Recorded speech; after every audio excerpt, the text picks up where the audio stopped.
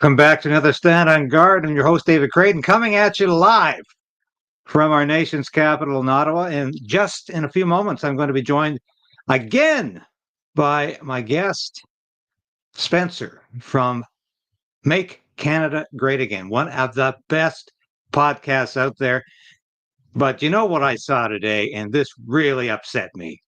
Justin Trudeau on the $20 bill when I come back.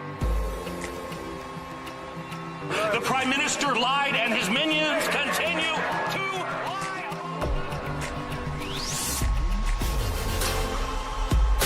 We need political change. But we also need to resolve to resist.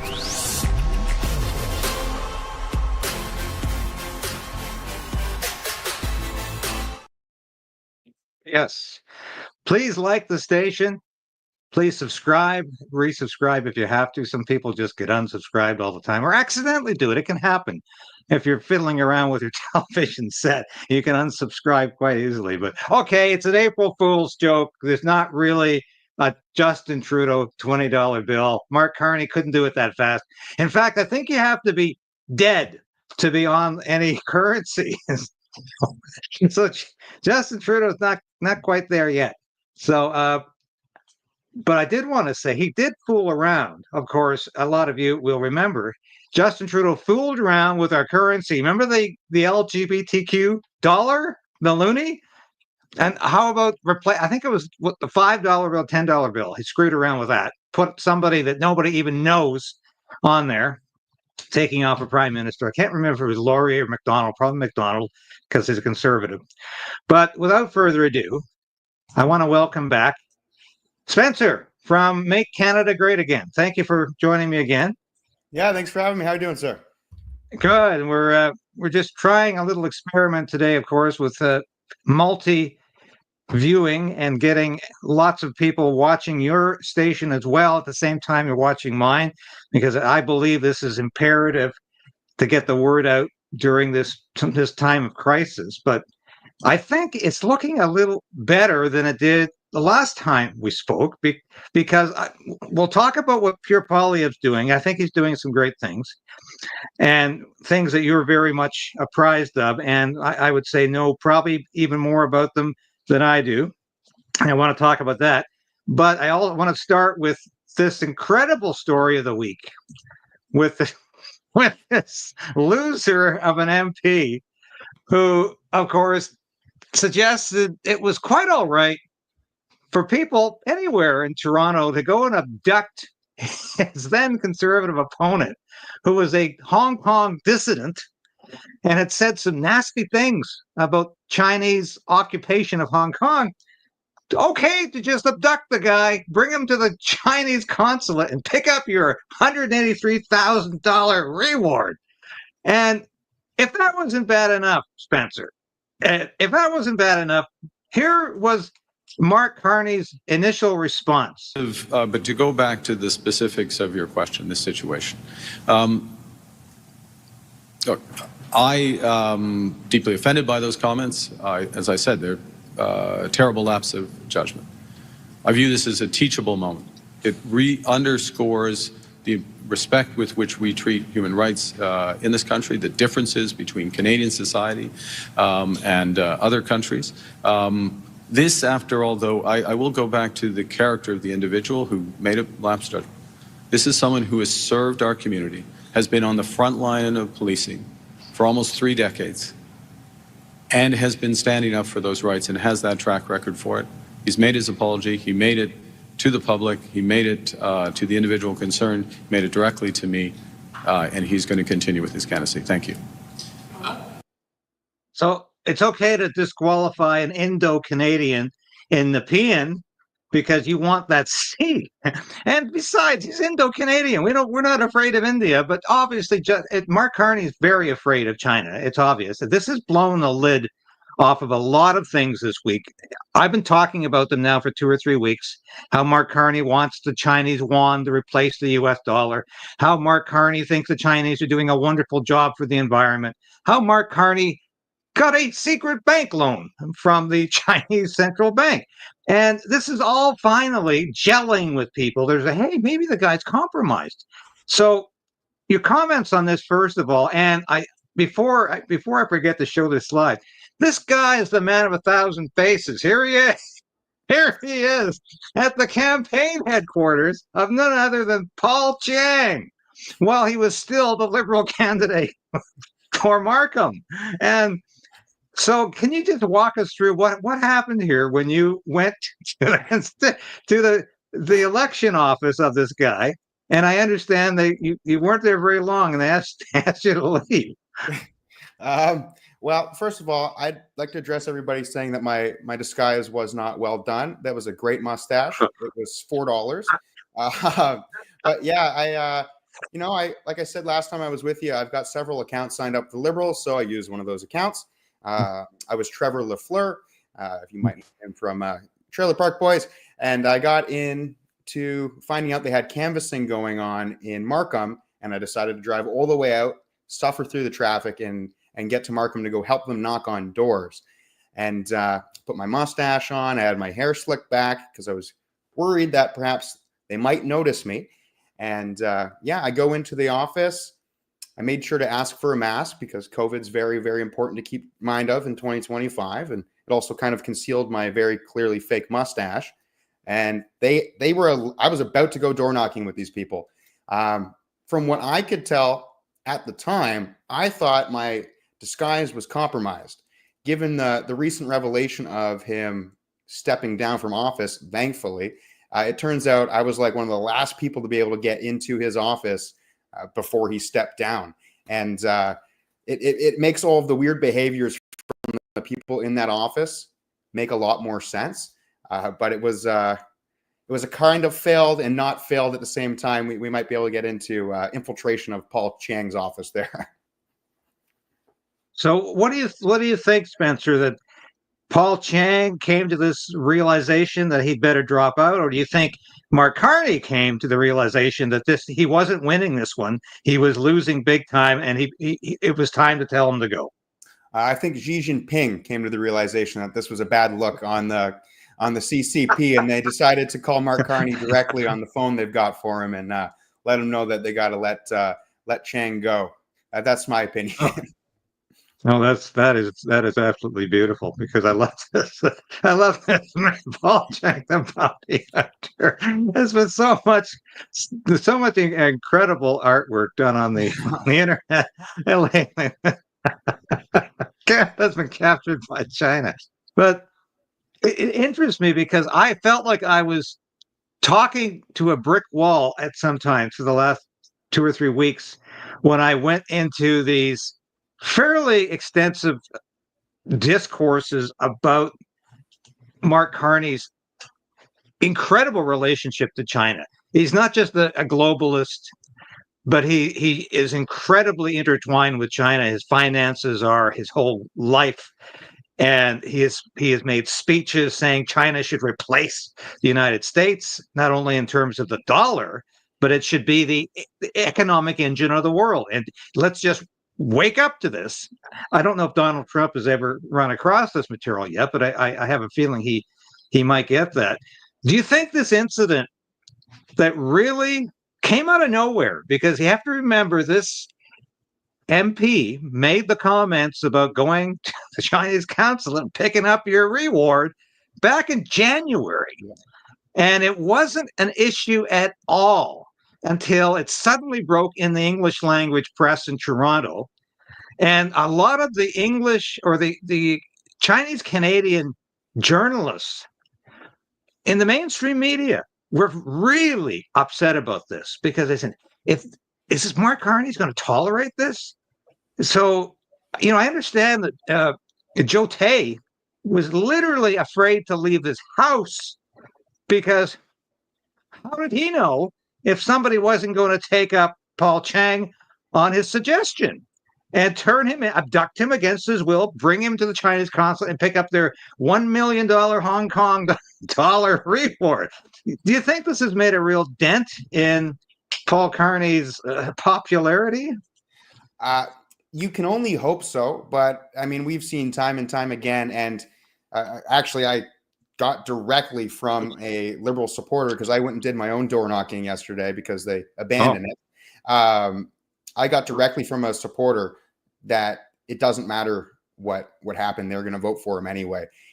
I literally told him, because I was undercover, and I'm like, hey, this video came out. It's a real thing. We want to make sure, it's real, but make sure you tell everybody it's misinformation. And he was right on board with doing so. And he's like, yeah, it doesn't matter anyway. I'll be voting for him as long as the right sign is on my lawn, of which, by the way, he didn't consent to, and neither did like 3 other people who answered the door, the sign on their lawn. But I don't know. I don't think it's going to affect Mark Carney from the Liberal end. Maybe if there's some fence sitters, somehow, if you can even be one these days, if there's some fence sitters, perhaps they'll have a coming to God moment. But it's really hard to tell, frankly. Yeah, well, Ezra Levant went out and talked to people who were lining up to see Mark Carney in Halton Hills at I think it was the St. George pub. Maybe he was offering a free pint, but it was the biggest crowd I've seen ever for Mark Carney. There must have been over 50 people there. And Ezra was talking to these people in the lineup, of course. It was all, I'm not, no comment, nothing to say to you. You're the big joke here, Ezra. I'm not talking. And it's just like, we're going to vote for Mark Carney no matter what. So, but I do think there are a lot of undecided, or a lot of people who are going to make a decision over this. And I think this is the beginning, perhaps, of a turning point in this election where more people are going to understand how compromised this man is. And I think I just want to play Pierre Poilievre's reaction. Trudeau's not a Liberal. It might surprise you to hear me say that. He's not a Liberal. Liberals used to believe in liberty, and Conservatives believed in conserving it. That was the common sense consensus we had in Canada. Justin Trudeau does not believe in liberty. He believes in government control. He wants to control your money. He wants to control your kids. He wants to control the economy, control your speech, control your bank account. He wants to control everything. That is illiberal. It's the opposite of liberalism. I don't want to run your life. I want to run your government. And a government that does a few things well rather than a lot of things poorly, a government that minds its own business and lets people live their lives. Thanks for joining me in Saskatoon. Let me introduce you to 2 of my best friends. We've got here Prime Minister Wilfrid Laurier, and we've got here Prime Minister Diefenbaker. This is the site of one of the most folkloric stories in Saskatchewan history. In 1910, so the story goes, the great Prime Minister Wilfrid Laurier came to Saskatoon to give a speech. And when he was out in the morning, he bumped into a newspaper boy who sold him a copy of the Phoenix. They had a wonderful conversation, according to the story that Diefenbaker would later tell. And after their conversation was done, the young Diefenbaker said, "I'm sorry, Prime Minister, but I have no more time to talk. I have more newspapers to sell." Now, we don't know if this story is true.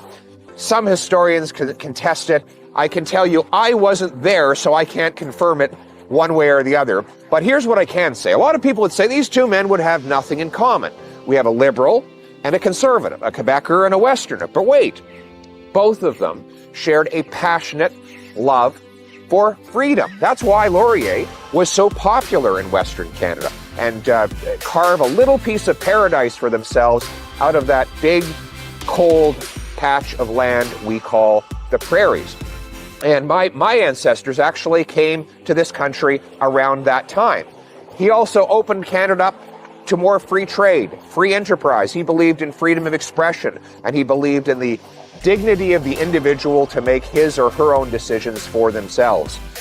Here we have our friend Diefenbaker, who brought the Bill of Rights for Canada to protect our rights to speak freely, to believe what we want, to be free from discrimination and undue mistreatment by government. So they both shared that great Canadian tradition of liberty.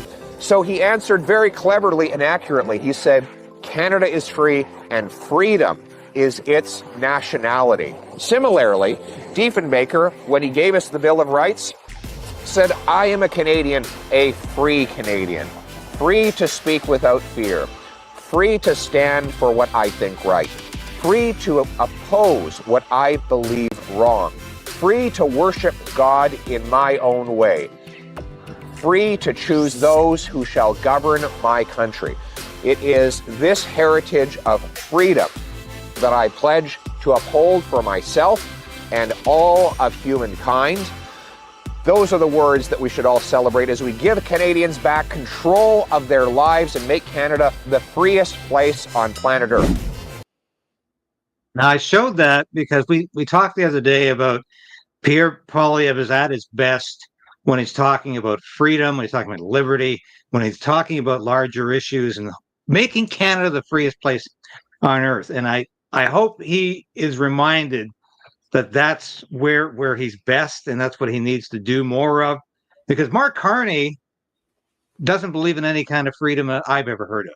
And I think the man is, the more he opens his mouth, I think the less credibility he has. And the more we learn about him, the less credibility he has. But I wanted to focus on a few things that Pierre Poilievre is doing.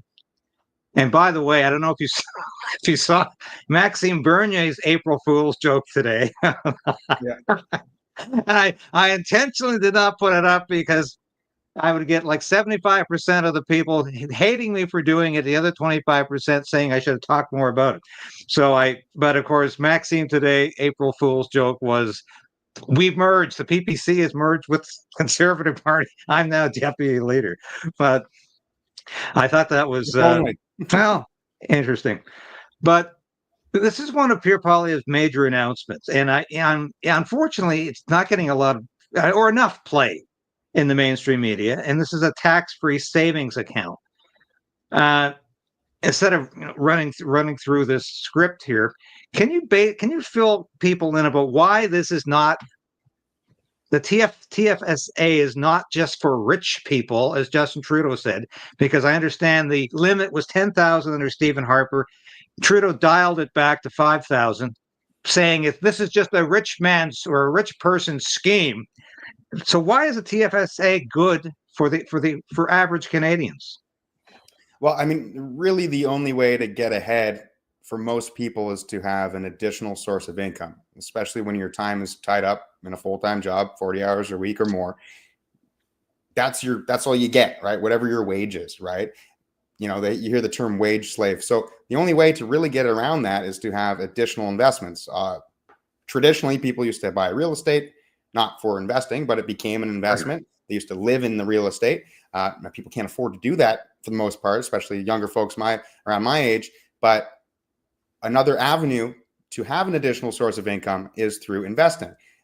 The TFSA, your tax-free savings account, is exactly what it sounds like. It's in addition to the RSP, which used to be the RRSP, the retirement savings plan, where you get penalized and you have to pay capital gains on anything that you take out. Now, obviously, you're not supposed to touch the RSP until you get older, and in a lot of ways you can avoid that. I mean, you can take dividends and whatnot. You get taxed to 50% of what you take out.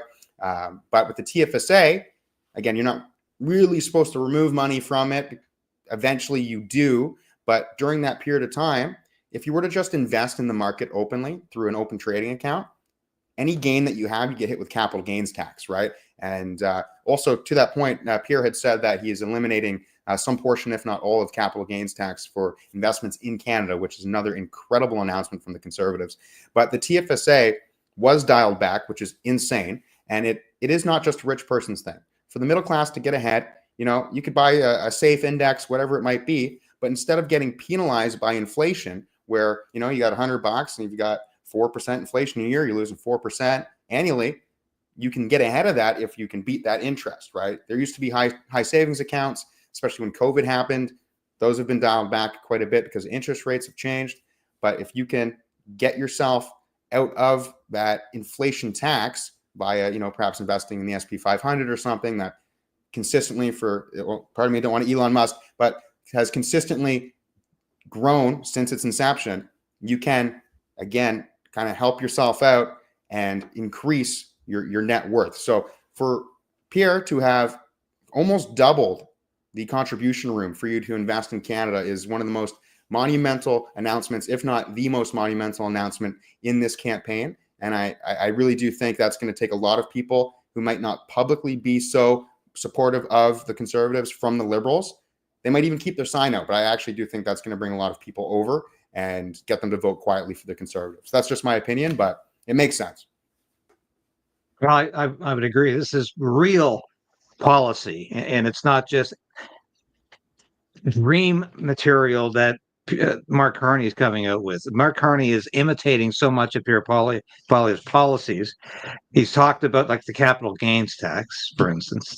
This is something that should never have happened in the first place, because once again, this was sold by the Liberals. We're going to increase the capital gains tax because it's a rich person's tax, and the only people who take advantage of capital gains are wealthy people.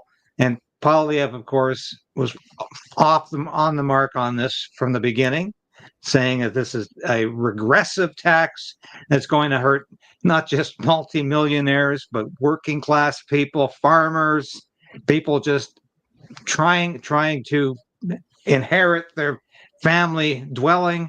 It's going to be absolutely devastating. And he's been on top of this one too, hasn't he? Yeah, he has. I mean, I heard anecdotes when Freeland announced her fancy capital gains tax hike that people were unable to, or were put into a position where selling the home that they inherited, and I think actually Pierre had posted about this, it became impossible. Like it cost them too much money to sell the house that they inherited. And so capital gains, although for people who just look at it on the face, that increases for a high amount of money, it really isn't just for people who are day trading and moving hundreds of thousands of dollars. It affects the little guy more than it affects anybody. And for the Liberals to have increased it is insane. They're just appealing to their base, which thinks you need to tax the rich and eat the rich and kill the rich, whomever that might be.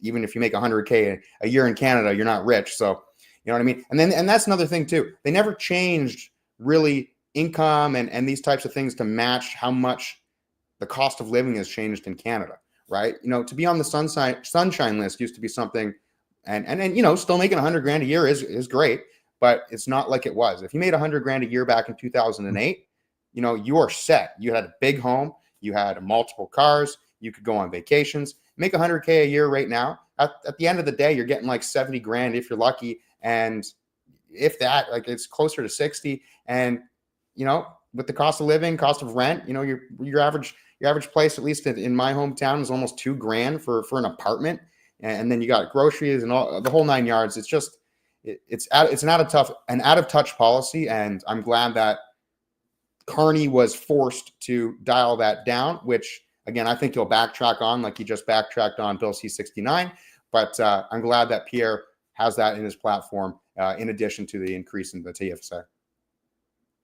Yeah, I think it's in the third part of the Conservative platform, which I think once again has been overshadowed by Mark Carney's lack of policy, has the 15% tax cut that Pierre Poilievre mentioned here. I'm announcing that Canada First Conservatives will cut income taxes by 15% for the average worker.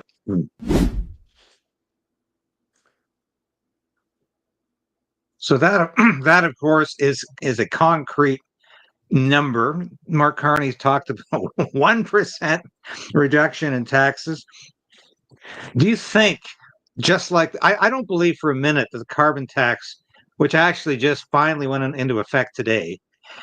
Somebody asked me, why did the price of gas drop 25 cents today? I said, well, it's the carbon tax. Remember, it's basically been lifted for the election.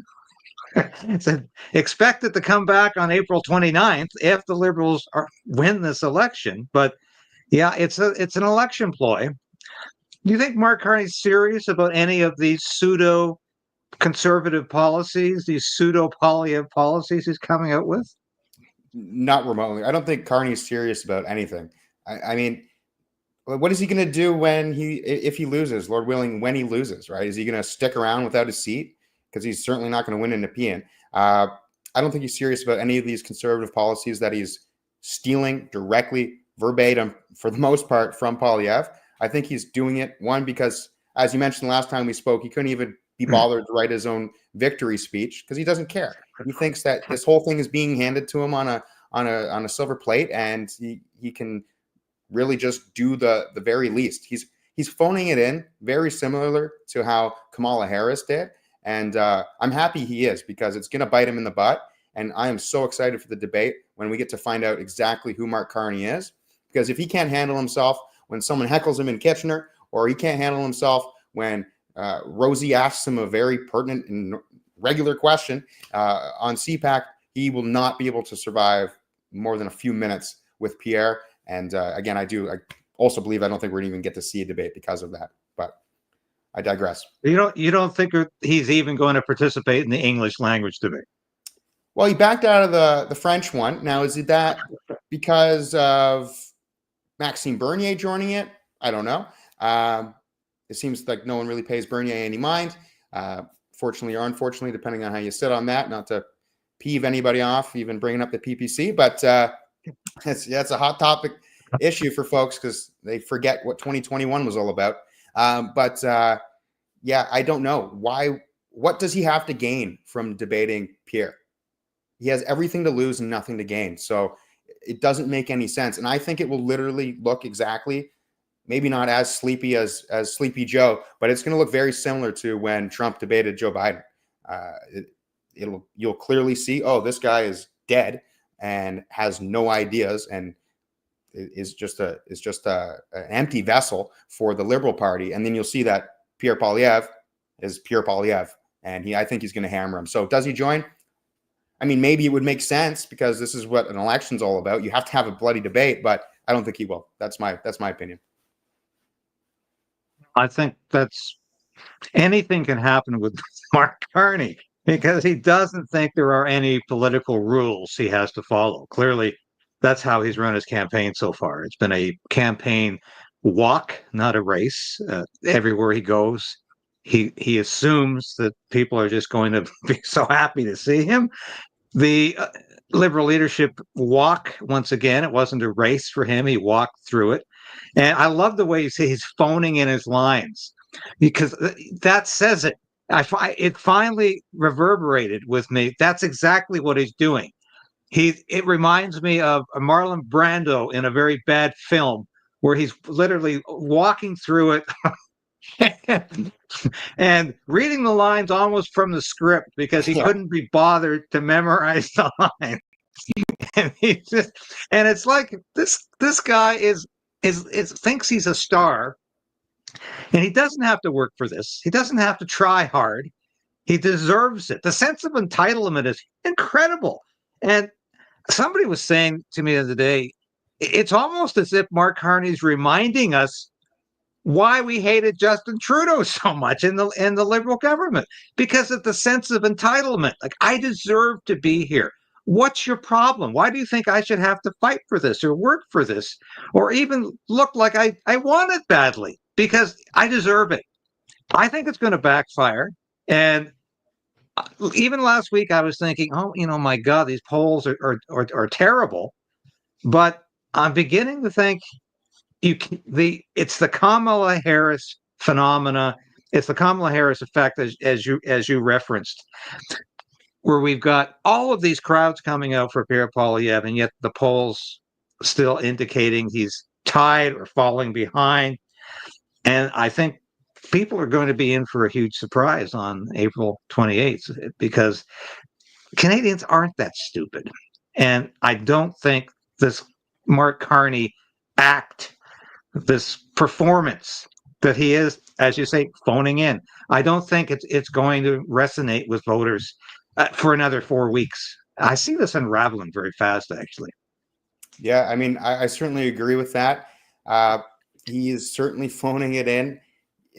I don't know. It's almost as if, like, with the Liberal leadership race, he expects to win and he knows something that we don't, right? I mean, if you saw the results, I mean, as much as anyone should and probably does, even Liberals hate Freeland and Karina Gould, they got like a couple hundred votes in their own riding for the Liberal leadership race. So that was a clearly rigged race. I mean, anyone could have signed up. They claimed 400,000 people were newly joined, and they only had like 180,000 people actually vote. I mean, they disqualified my 10 votes, but it's almost concerning, as if he expects there to be some sort of interference. There expects something to happen, and not to give the lead away, but without saying too much, I think it's going to be very similar to the Ontario election. And the reason I say that is because, and I'll let the audience know who already does not, go to Elections Canada and look at the ID requirements. There are 3 options you can do. Number 2 is a combination of 2 types of IDs, none of which need to have your photo on it. You can use a pill bottle to vote in this federal election. A pill bottle. Okay. So if you got a prescription, I swear to God, it's on the website. You got a prescription from your doctor and you use that in tandem with a bank statement, that's enough to go vote in the Canadian election. So is there enough on the line for them to interfere? Well, it kind of comes back to this China thing a bit. I mean, and I love Pierre Poilievre, but one thing that really has bothered me about this entire tariff thing, amongst many things, is that no one said a peep except the leader of Saskatchewan, Scott Moe, about the Chinese tariffs. You don't bite the hand that feeds, is what it seems to be like. There hasn't been a single person talking about the 100% tariffs that's running for this election. And you gotta ask yourself, why is that the case? Why aren't they talking about China? Why aren't we removing Chinese products? I can't go get, I don't really drink right now, but I can't go get American whiskey if I want, but I can get whatever BS you go find from China that's in every single store. It not only removes the credibility from this anti-American sentiment going out there, but it also shines a light on who's really pulling the strings. So we all know that there's plenty of foreign interference. We know, like with Paul Chiang, he's got the gall to go out and tell people to kidnap somebody. Why does he have that gall to do that? Is he a complete idiot, or is he evil, or is it both? And does he know something we don't know? Obviously it backfired on him, but he was not going to step down until he was forced to step down. He would have rode that right out. Like when I spoke to somebody yesterday, they said to me that no matter what happens, they're going to vote for Paul Chiang, as I had mentioned before. Like they understand that their base does not care about policies or scandals. If anyone cared about scandals, there wouldn't be a Liberal Party to run in the first place after a decade of constant scandals that you can't keep track of. So that's just my assessment. I think that there's something fishy going on. Now, is there going to be a mass election fraud? Well, people would give me crap about that because what if the Conservatives win? Is it rigged on their end? No, it's not the point. The point is that you can use a pill bottle to go vote in a Canadian election, and the scrutineers. I actually spoke to a lady at a Liberal campaign office, and I won't give away that office, and she was a scrutineer for the federal election, and she was very candid with me, and she explained to me how that someone needs to do an investigation because they hire people who sometimes can't speak English. They hire people who have mental deficiencies. They hire anyone they can get because they need so many people to do that job, and it's such a not fun job to do. And also, if you have a real full-time job, you can't do that job. You can't go oversee an election office. So you got to think about the base of people which they can pull from in order to look at and observe our election. And if you put it all together and you think about it, there's something fishy going on. It's definitely, to say the very least, concerning. Yeah, I totally agree. That's why I called Elections Canada last week, not the media line either, just the general inquiries line, to ask about whether or not the federal election would be like the Ontario provincial election and have electronic voting, because that to me opens the floodgate to potential abuse. And we've seen that everywhere. I'm not going to mention the company that runs this electronic voting because that generally gets people into a lot of trouble. However, that company was running the Ontario provincial election, and I was concerned they were going to be running the federal election. So I talked to a representative at Elections Canada, and I said, look, I'm very interested. I said, because I have worked on elections in the past, and it's true, I worked on the 2015 election. And I said, I think one of the things we do well in this country is conduct elections, at least in terms of counting the ballots. and in terms of having people write their X. And I said, will a human being be counting these ballots on April 28th? And he says, well, the guy said, look, I agree with you. I don't like this electronic voting either. Let me just confirm. He comes back 5 minutes later and he says, I can confirm human beings will be counting the ballots. And I said, well, that's nice to know, because I think the potential for abuse could have been there. But what you just described in terms of security and people being allowed to vote with a pill bottle, that doesn't sound good. It doesn't sound good at all. And What are we doing? I think if Mark Carney has any potential for winning, it's through that kind of abuse and that kind of electoral deception, mendacity.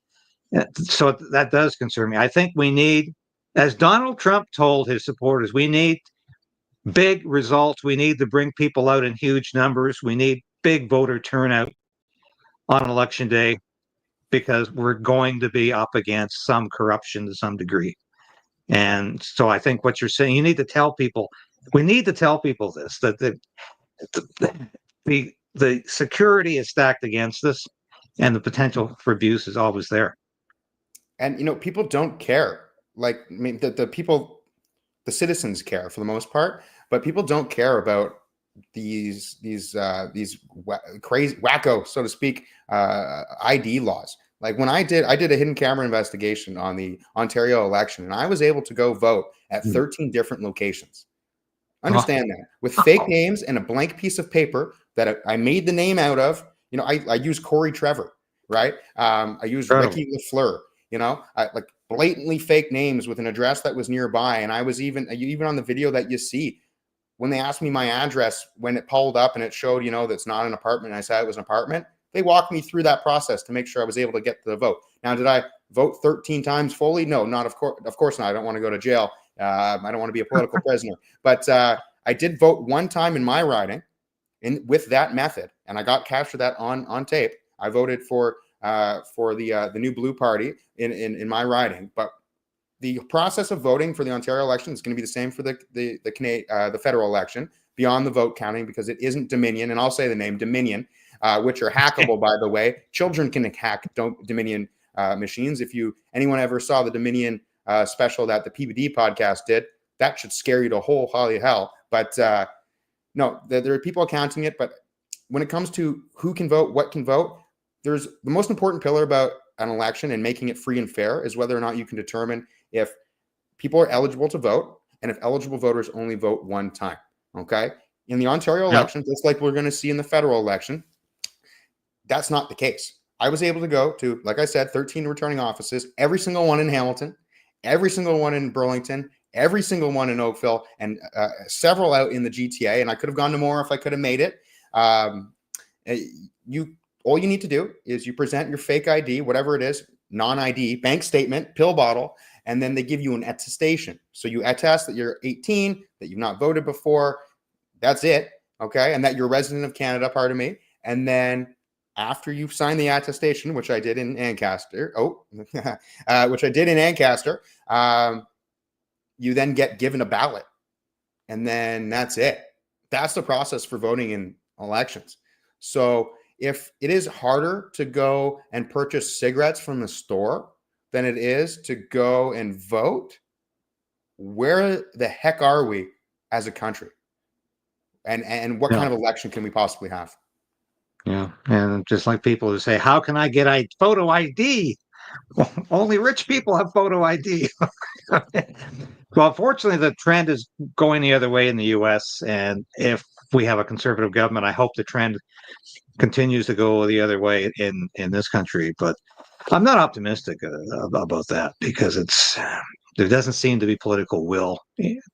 As you said, people don't even recognize it's a problem, and until they recognize it's a problem, nobody's going to fix it. So, absolutely. But just the final note, and I've taken up too much of your time already, Spencer. But no, it's always a pleasure to speak with you. I guess it was Sunday. Mark Carney had an open house at his campaign headquarters, and he got like barely, I think 45 people showed up. This is Yeah. the same. This is the same afternoon. Pierre Poilievre got 5,000 in Surrey, and that to me was emblematic of these two campaigns. And when the Prime Minister of Canada can't attract more than 50 people to an open house on Sunday afternoon, and the PN, it tells me maybe he's in trouble. Do you think he's gonna? You think he's gonna lose his own? Well, this stolen constituency. You think he's gonna lose that? I really do. The candidate that I can't remember her name, unfortunately, starts with a B, but the candidate that they're running for the Conservatives in Nepean is light years ahead in every aspect than Mark Carney is, and I think she's going to crush him. You know, it's funny. There was like the same amount of people in an old bank that became a dispensary that became a campaign office in the Hamilton area where I went and met Catherine McKenna. This is the same crowd, like literally the same size crowd. So if a nobody counselor from Hamilton who's decided to become the MP for us here and replace Philomena Tassi, if they get the same turnout as the Prime Minister of Canada, I mean, what does that tell you, right? I mean, Pierre was able to get 3,500 people in Manitoba. Guy's getting an airplane hangar right now for his next stop, right? Like, Carney doesn't need an airplane hangar. Why do you think he went to a bar? It's not because he went to a bar because he wanted to go to a bar. That's as much of a space as he could fill. He wanted to make it look like there was a lineup outside when, you know, there's you can only fit like 40 people in, you know? So that's my opinion. I can't imagine he can win without fraud. Like, that's it. He can't win without fraud. And just to kind of tie back to the voter fraud thing, you know, the penalty for voting multiple times is like a couple grand. And if you're not a Canadian citizen and you don't care, you just leave the country and that's it. You can murder people and get out on bail the next day in this amazing country we presently live in. So is there going to be, if you get caught committing voter fraud, they'll let you go. You can leave. You can steal the most gold ever in Toronto and you can be working out and then fly back to India, right? That guy's gone, right? So if that doesn't get any attention, if that doesn't get people to be put in prison, does voting more than once do that as well? I don't think it will. But back to what you said about Nepean, it is clear that he replaced a person. They said there was foreign interference. That's why they had to remove him. But as you mentioned at the beginning of the broadcast, that's not what applied for Paul Chiang. So again, it's an empty statement. You got to imagine if people who voted for Arya Chandra multiple times to keep him in, which, I mean, Arya Chandra is an absolute moron, but better than Mark Carney. It's you're comparing two piles of poo together and seeing which one's less stinky. And I don't mean he is a better candidate than Carney. He's done more for Canada, although destroyed Canada by being part of the Liberal Party. But again, been active in Canada more. I could not imagine the base being that. I don't know, again, to borrow willfully blind to allow him to just skate on in. But then on the other hand, you get the conversation I had out in Markham yesterday where they don't care if he's asking for people to get kidnapped. They don't care. You know, people give Trump crap for his I could shoot a man on 5th Street or whatever it might have been in New York, and people still vote for me. Well, guess what, liberals? That's the same attitude you have towards your candidates. They can destroy the country, rip you off in your face. Catherine McKenna can lose $250 billion, steal $250 billion. Guilbeault can steal $250 million through Cycle Capital.